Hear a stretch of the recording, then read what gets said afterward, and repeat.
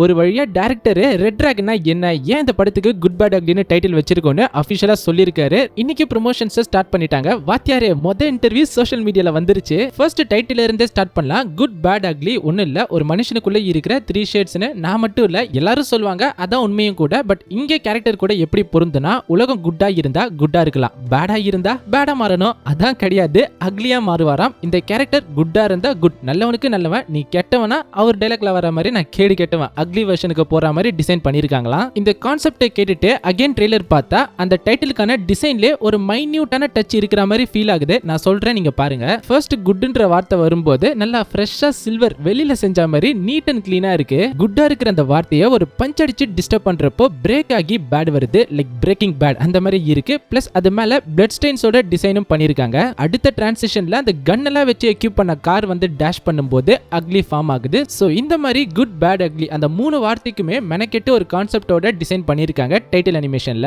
ஆக மொத்தம் எல்லாருக்கும் தெரிஞ்ச மாதிரி ஏகேவோட 3 ஷேட்ஸ் இந்த படத்துல பார்க்க போறோம். பட் எப்பப்போ எந்தெந்த டைம்ல எப்படி வருது, எதுக்காக அந்த மாதிரி 3 ஷேட்ஸ்க்கு போறாரு, அதுதான் இந்த ஸ்டோரியோட ஹைலைட்னு படத்துல மென்ஷன் ஆகிருக்கு.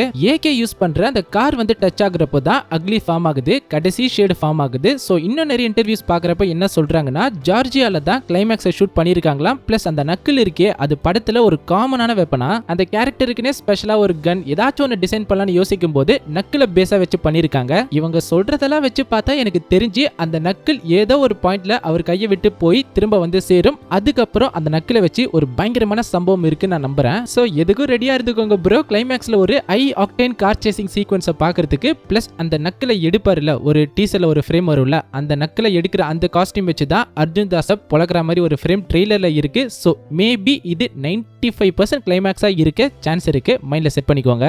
யாரு கண்டா மார்க் ஆண்டனி ட்ரெய்லர் பார்த்தோம்னா எடுத்ததும் விஷால் சார் கேரக்டர் ஒரு டைலாக் சொல்லுவாரு, நான் வில்லனா தான் இருப்பேன் சீன் வரும். இன்னொரு இடத்துல நல்லதுல ஏதுடா கெட்டது, கெட்டதுல என்னடா நல்லதுன்னு விதவிதமா ப்ரொஜெக்ட் பண்ணிருப்பாரு ட்ரெய்லர் ஃபுல்லாவே. எப்பா 4 செகண்ட் பேசினதுக்கே தொண்டெல்லாம் அவுட் ஆகுது. ஆனா படத்துல போய் உட்கார்ந்து பார்த்தா அம்புட்டும் போய் சுத்தமான தங்கம் மார்க் ஆண்டனி. 2 பேருமே இந்த ஜாக்கி பாண்டியன் தான் எல்லா சிலிம்சத்தையும் பண்ணிட்டு இருப்பாரு. சோ ட்ரெய்லர் பார்த்து மட்டுமே இதான்ப்பா கிளைமேக்ஸ்னு நம்ம முடிவுக்குலாம் வர முடியாது.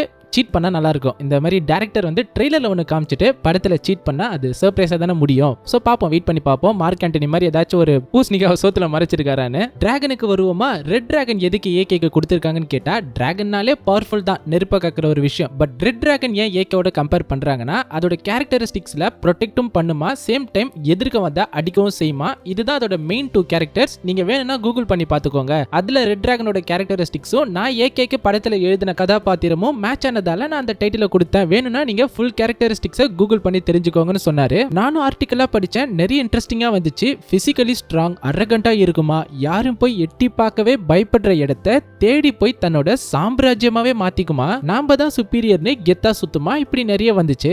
பட் வீக்னஸ் எல்லாத்துலயும் ஒண்ணுதான் காமனா இருந்தது.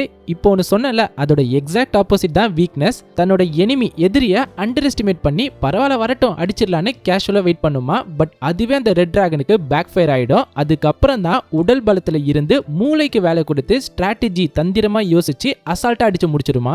எனக்கு ஒரே டவுட் தான், யாருன்னா இதெல்லாம் சொல்றது? டிராகன் ஒன்னு இருந்துதானே அதுக்கே நிறைய தெரிய போயிட்டு இருக்கு. பட் அதுக்கு ஒரு ஸ்பீஷியஸா வகைப்படுத்தி அதுக்கு இந்த கேரக்டரிஸ்டிக்ஸ்னு சொல்றாங்க. பட் நம்ம இதெல்லாம் யார் ஸ்டடி பண்ண அப்படி யோசிக்க கூடாது. ஒரு வேர்ல்டு ஒரு ரூல் இருக்கும். ஒரு டிராகன் ஒன்னு ஃப்ரேம் பண்ணி அதை டிவைட் பண்ணி ஒரு டிராகனுக்கும் இதானே சம்திங் ஒரு காமிக்கலா சில படங்கள்ல ஃபிக்ஸ் பண்ணுவாங்க. அந்த கேரக்டரிஸ்டிக்ஸ் தான் இப்ப சோஷியல் மீடியால ஒரு டிக்ஷனரி டெஃபினிஷனா போயிட்டு இருக்கு. அதை பேஸ் பண்ணி இவர் சொல்லிருக்கலாம் நான் நினைக்கிறேன். இது மட்டும் கன்ஃபார்ம்னு நினைக்கிறேன் ப்ரோ. குட் பேட் அக்லி இன்ட்ரோல் பிளாக் வந்து செம்மையான ஆக்ஷன் சீக்வன்ஸா. ஏன்னா ஒரு இன்டர்வியூல என்ன சொன்னார்னா, அஜித் சார் விடாமுயற்சி கிளைமேக்ஸே ஒரு ஆக்ஷன் தான், அதை முடிச்சிட்டு நம்ம ஷூட்டிங் இன்ட்ரோலுக்கு வந்தாரு, அது இன்னும் பெரிய ஆக்ஷன் பிளாக்னு அதை ரிலேட் பண்ணி சொல்லும் போது தான் தெரியுது. அப்ப இந்த ஜிபியு படத்துல இன்ட்ரோல் பிளாக் பயங்கரமான ஆக்ஷன் சீக்வன்ஸாம். சோ நான் ஸ்டேட்டஸ் போடுறேன், ஸ்டோரி வைக்கிறேன்னு ஒரு நல்ல ஃபைட் சீனை விட்னஸ் பண்ண மிஸ் பண்ணிடாதீங்க. டைட்டில் அஜித் சார் தான் சொன்னாராம்.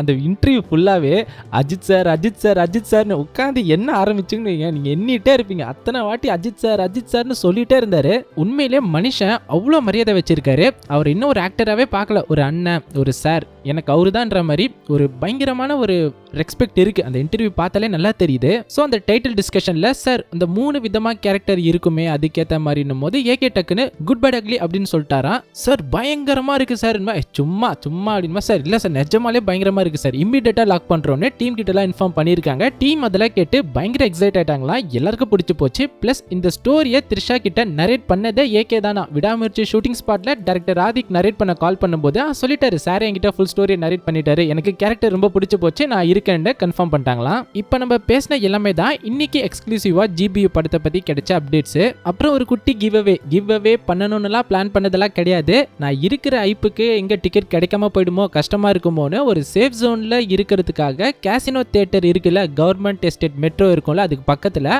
அந்த தியேட்டர்ல ஒரு டிக்கெட் புக் பண்ணிட்டேன். ஃபர்ஸ்ட் டே 12:30 மணி மத்தியானம் அந்த ஷோக்கு. பட் கடைசியில பை லக் எனக்கு 9 o'clock ஷோவே கிடைச்சிருச்சு வேற தியேட்டர்ல. ஸோ இப்போ நான் இது எப்படி விற்கிறது எனக்கே தெரியல. அதான் இங்க இருக்கிற நண்பர்கள்ல யாருக்கா தேவைப்பட்டா தரலான்னு ஒரு ஐடியா. டிக்கெட்டுக்கு ட்ரை பண்றேன், இன்னும் கிடைக்கலன்னு யாராச்சும் இருந்தா இன்ஸ்டாகிராம்ல டிஎம் பண்ணுங்க. பட் ஆல்ரெடி இன்ஸ்டாகிராம்ல ஃபாலோ பண்றவங்க கேட்டாங்கன்னா அவங்களுக்கே தந்துருவேன். ஸோ இன்ட்ரெஸ்ட் இருந்தா இன்ஸ்டாகிராம் வாங்க, லிங்க் டிஸ்கிரிப்ஷன்ல இருக்கு. வீடியோக்கு இன்னும் லைக் பண்ணலனா ப்ளீஸ் லைக் பண்ணிட்டு உங்க தாட்ஸை மறக்காம கமெண்ட் செக்ஷன்ல சொல்லுங்க. சீக்கிரம் வேற வீடியோல மீட் பண்ணுவோம். அது வரைக்கும் ஜாலியா சேஃபா ஹாப்பியா இருங்க. Bye bye. திருப்பதியில லட்டுக்கு பதிலா ஜிலேபியை விட்டார்னு விட்டியடா ஒரு பீலா.